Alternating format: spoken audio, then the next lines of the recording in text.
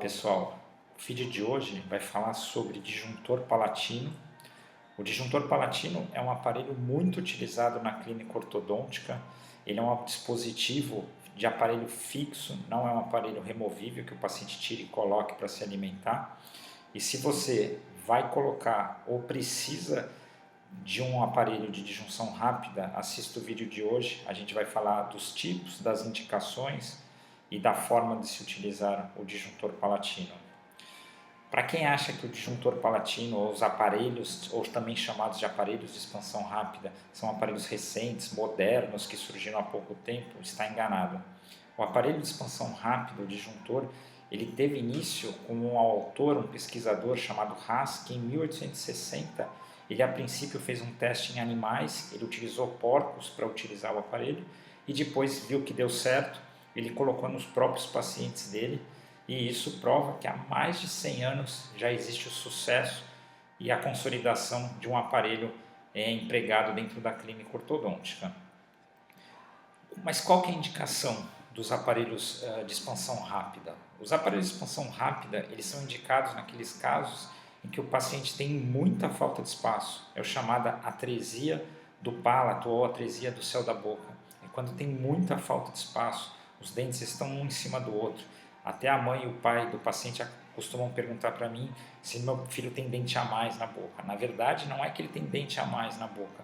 Ele tem um apinhamento, uma falta de espaço que fez com que os dentes fossem erupcionando uns sobre os outros. Então, esse caso são casos em que eu devo utilizar, claro, numa fase adequada, numa idade adequada, os aparelhos de expansão rápida. Então, o que deve sempre acontecer é que, na grande maioria dos casos, a gente trabalha com o arco superior, que é a maxila, por isso que são chamados disjuntores palatinos, e nós sabemos que o céu da boca, o palato, é a base do nariz. Então, são pacientes que, na grande maioria, já têm algum tipo de problema respiratório, dificuldade de respirar, dificuldade de dormir, dificuldade de se alimentar. Esses aparelhos são bem indicados nesses casos. Por isso que na grande maioria dos tratamentos se começa pela parte superior, que no caso é a maxila, que é a parte de cima, e depois na sequência se começa a trabalhar o arco inferior, que é a mandíbula, e eu costumo até fazer a analogia do pé ao sapato ou de uma tampa de panela e uma panela. Mas a pergunta que se cabe também é qual a melhor época para se tratar? A gente sabe que os dentes surgem a partir de 6 meses a 1 ano, começam a surgir os dentes de leite e finalizam por volta dos 6 anos em que se inicia a troca dos dentes de leite pelos dentes permanentes, que é a chamada dentição mista, e que ela se finaliza por volta dos 12 anos.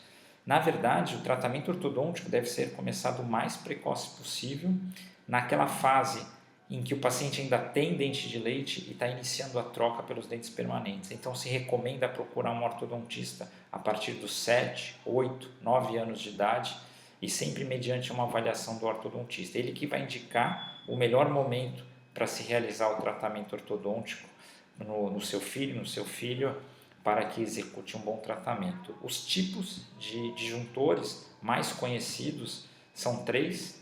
Um que é muito utilizado hoje em dia é o chamado IRAX, né? Ele tem esse nome porque ele é um aparelho extremamente higiênico, ele é formado por bandas de metal e ele é um aparelho cimentado na boca, com um cimento próprio para isso, ou seja, o paciente não tira, ele escova com ele, ele come com ele e o próprio cimento também ele tem uma proteção contra cáries. Então, existem os aparelhos removíveis. Muito pai e mãe perguntam, mas meu filho usou um aparelho removível.